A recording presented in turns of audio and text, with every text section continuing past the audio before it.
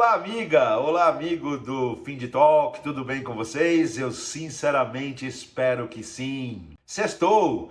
E com as sextas chega essa nossa oportunidade fantástica de trocar algumas ideias através desse novo formato do Ultra Talks, o Morning Talk, que tem a intenção de trazer até vocês as notícias mais impactantes da semana, selecionadas pela nossa curadoria, principalmente aquelas em que eu consiga dar os meus 20 centavos de colaboração. Então vamos diretamente a elas. Já na segunda-feira, no portal Exame, pela Mariana Maria Silva, o criador da Cardano e cofundador do Ethereum diz que as CBDCs podem criar uma tirania algorítmica. Pela primeira vez no Brasil, o matemático Charles Hoskinson, que criou a Ethereum e a Cardano, ou seja, duas das principais criptomoedas do planeta, ele emitiu uma opinião sobre as CBDCs, as moedas digitais de Banco Central. Como a gente já trouxe para vocês aqui em programas passados, ele emitiu uma forte opinião. Ele diz que sim, elas tendem a ser boas, né? A digitalização e a tokenização da economia é sempre um bom negócio na visão dele, mas ele alega que elas deveriam ser construídas em blockchains abertas, em arquiteturas abertas de blockchain, porque o medo dele é que em caso de uma arquitetura fechada dos bancos centrais, possa haver uma chance de tirania algorítmica, um termo que ele cunhou que eu achei bastante interessante. Ele deu até um exemplo: imagine que em determinado momento o governo não está de bem contigo e resolve desligar a sua moeda, né? Ou resolve capturar a sua moeda, enfim. Ele trata da facilidade digital, né? Do fluxo de capitais. E aí, de repente, um governo com sanha arrecadatória absurda, ou um governo que tem algum senão contra um cidadão, contra uma empresa, pode lançar mão daquela infraestrutura para se apoderar, por exemplo, do dinheiro dela. É um tema super interessante, a governança dessa nova dimensão, né, nas moedas digitais, mundial. A governança tem que ser tratada com muito esmero. Eu acho que o posicionamento dele no evento tem um pouco de ideologia, um pouco de exagero, talvez calculado, para trazer atenção sobre o tema, pois vamos imaginar aqui, da mesma forma, indo pelo caminho dele, um determinado governo tem a sua determinada moeda de Banco Central e por qualquer ação não democrática resolve lançar mão desse poder e trazer risco ao patrimônio das pessoas que está ali alocado naquela moeda digital. Pela facilidade tecnológica, ele consegue lançar mão disso e consegue trazer esse risco na tal ditadura algorítmica. Por outro lado, uma das forças das CBDCs, uma das coisas que vai trazer valor a uma moeda digital de Banco Central é a sua interoperabilidade transfronteiriça. É a capacidade que ela terá de ser ator no comércio internacional, nos meios de pagamento internacionais. Então, da mesma forma que ficaria fácil para um governo ditatorial ou uma governança não muito séria lançar mão digitalmente da poupança das pessoas, também ficaria muito fácil para os demais bancos centrais desligarem a interoperabilidade daquela moeda e, consequentemente, tornar aquela moeda e aquele país um pária automaticamente. Então, tem sensos e contrassensos, tem um contrabalance aí, né? Muito interessante. O que mostra o poder da digitalização. Até mesmo por uma má intenção, a digitalização é melhor do que a não digitalização. Então, o meu ponto aqui é um baita recado do Hoskinson no sentido de olharmos para a governança nesse novo mundo. Eu já disse aqui em programas passados, muita coisa vai mudar no nosso jeito mais básico de fazer as coisas. Nós temos a beleza, a felicidade e um pouco de medo, por que não dizer isso, de sermos a geração que talvez viva uma das grandes transformações da humanidade, principalmente num assunto tão delicado que é o assunto de pagar e receber. As moedas digitais, elas de fato, a tokenização, a infraestrutura blockchain, ela de fato tem potencial para mudar muita coisa. E por conta disso, temos sim que ficar muito atento às questões de governanças essas que serão transfronteiriças, serão globais, né? Temos que tomar muito cuidado para que um determinado banco central não devolva de novo muito poder para os mesmos players, afinal de contas, está no cerne da digitalização a desintermediação, né? A descentralização do poder de alguns grupos sobre uma coisa tão importante quanto o poder de recebimento e de pagamento de uma população, né? Então, esse recado contido na palestra do Huskinson, de vamos olhar para essas questões, é muito importante.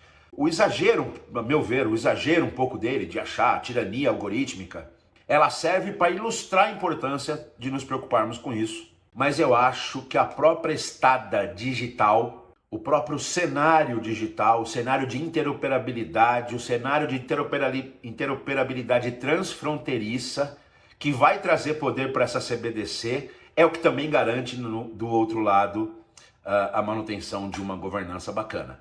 De qualquer forma, temos que ficar atentos, temos que ficar de olho, não só como empreendedores tentando entender as possibilidades de usabilidade desse novo cenário e criar coisas aí, vai ter um novo universo de possibilidades, mas também como cidadãos, como usuários, como pessoas que em algum momento vão transferir parte de seu patrimônio para esses recursos digitais. Nós temos que ficar atento para as regras, para as governanças, para o nível de segurança institucional que teremos. Ainda na segunda-feira também, uma notícia bacana da Cointelegraph, pelo Cássio Gusson, o Ebanks, o meu querido Ebanks, anuncia parceria e faz do Pix a primeira moeda digital no comércio internacional, nos pagamentos e remessas cross-border.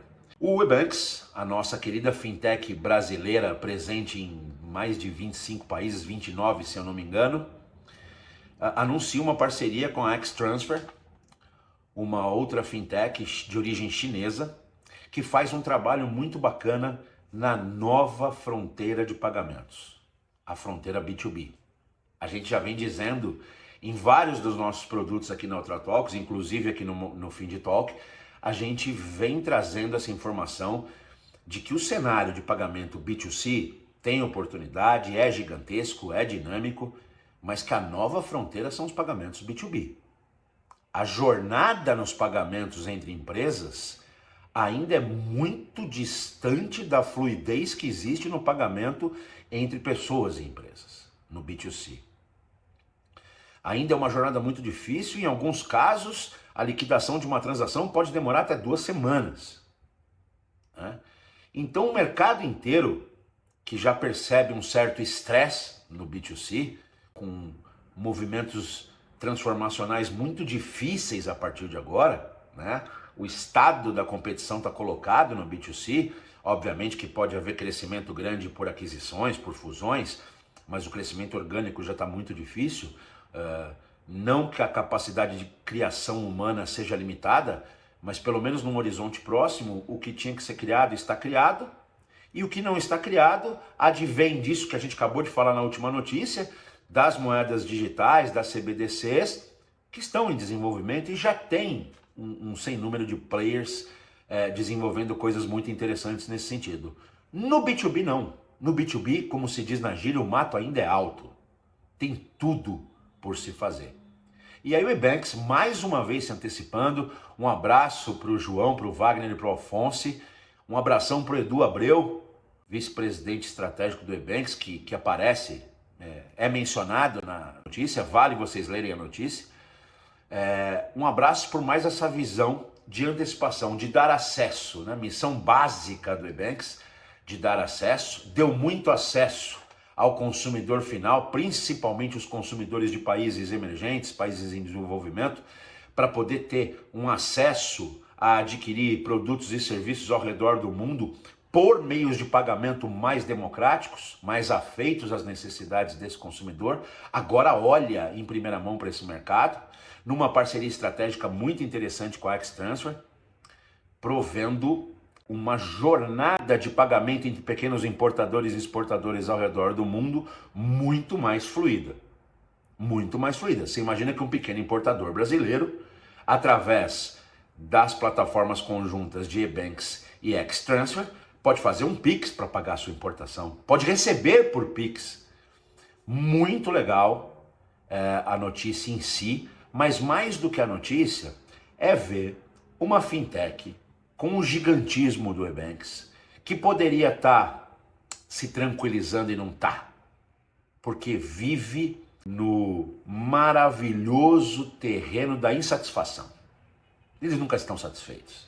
Isso é bom, é muito bom para eles, como a gente pode observar, mas é muito bom para nós enquanto sociedade. Eu venho falando para você pequeno empreendedor, você jovem empreendedor, você médio, você grande empreendedor, olhe para a fronteira dos pagamentos B2B. Tem tudo por se fazer, tem tudo por se criar. Essa é a dica. Na terça-feira ainda, uma notícia da Block Trends, pelo Leonardo Rubinstein. Startup brasileira lança IPO de influenciadores e antecipação de recebíveis para criadores de conteúdo. A Decentral, o nome da plataforma, assim mesmo, Decentral, da Dux, fundo de Web3, lançou essa plataforma. O meu ponto aqui, eu não conheço a empresa, nem conheço os empreendedores, mas achei a ideia formidável. Vejam a receita dos caras. Mercado novo e ainda super desatendido. O mercado dos influenciadores, dos criadores de conteúdo. Com um crescimento, todo mundo está vendo, visivelmente acentuado do fluxo financeiro. A ideia da antecipação focada nesse nicho já é muito legal. Ela é ótima. Mas é mais alguém pensando em antecipação de recebíveis num determinado nicho. Agora, a ideia do IPO do influenciador, do IPO do criador de conteúdo através da tokenização do seu capital intelectual, essa para mim é uma daquelas ideias geniais com um potencial enorme transformacional que costumam ser aquelas ideias que viram coisas gigantes. De novo, eu não conheço a empresa e nem os empreendedores, mas devem ser aclamados pela belíssima ideia.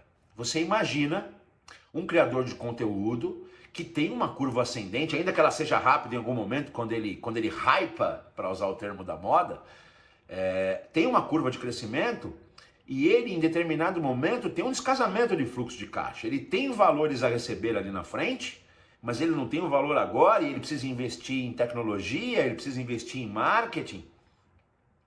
E aí, nesse momento, a antecipação de recebíveis é um negócio legal, mas a possibilidade do criador de conteúdo, se monetizar através da tokenização da inteligência dele, da tokenização da capacidade de comunicação dele, da tokenização da capacidade empática dele reunir milhares, milhões de seguidores, isso é genial. E na outra ponta, a chance de nós, meros mortais, podemos investir numa inteligência que a gente acredita.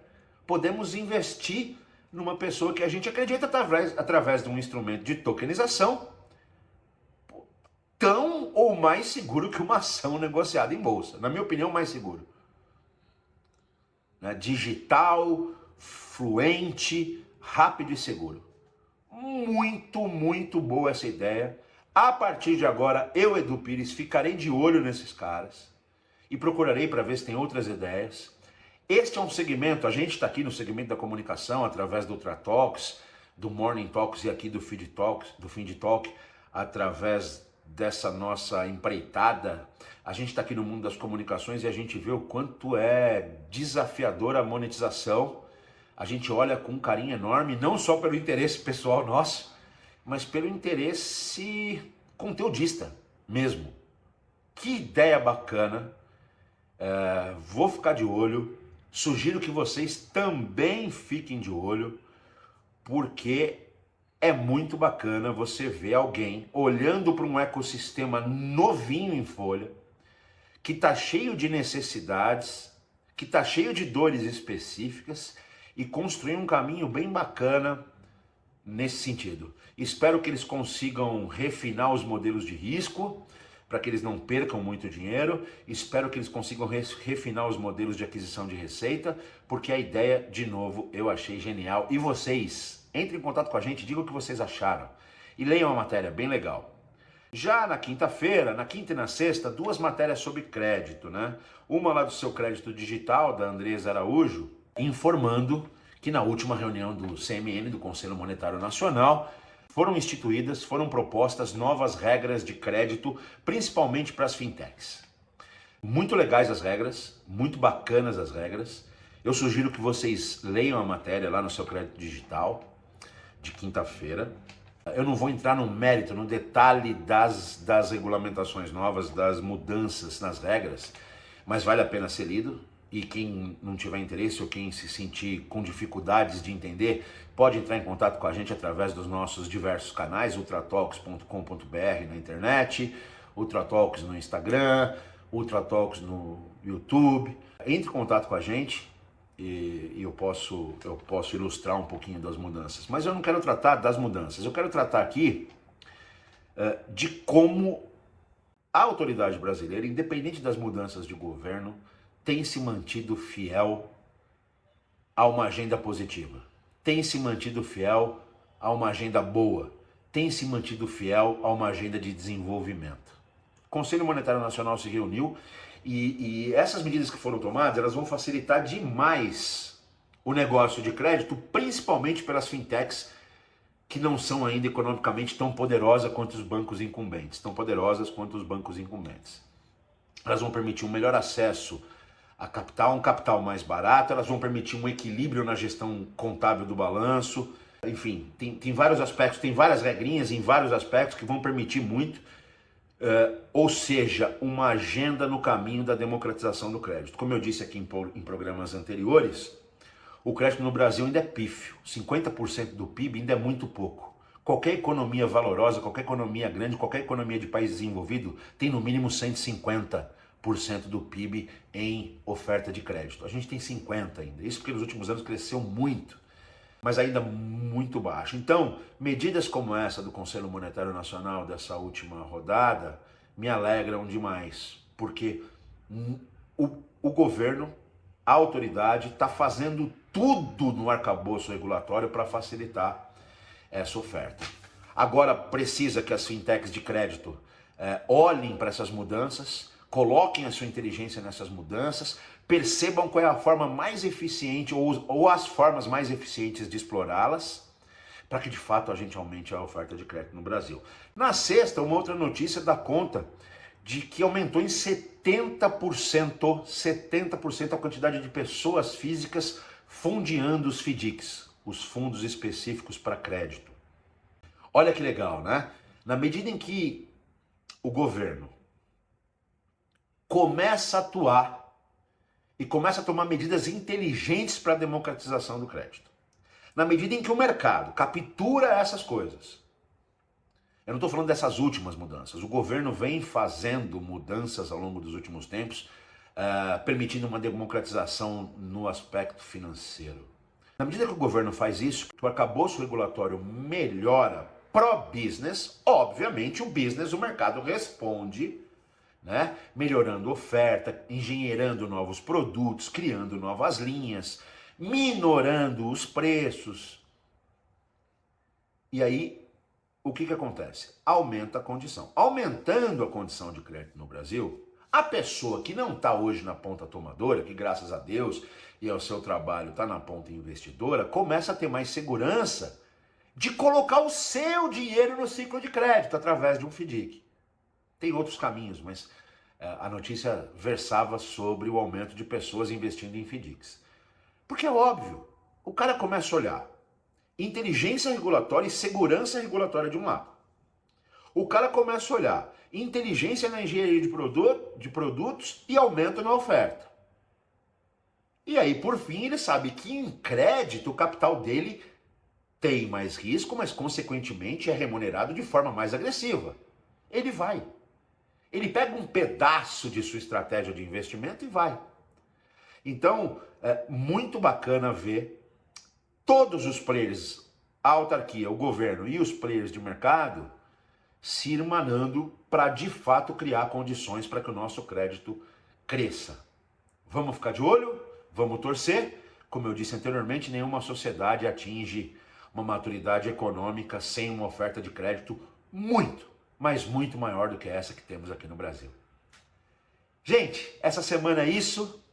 Tenha um belíssimo final de semana abençoado por Deus e nos vemos na semana que vem. Um beijo.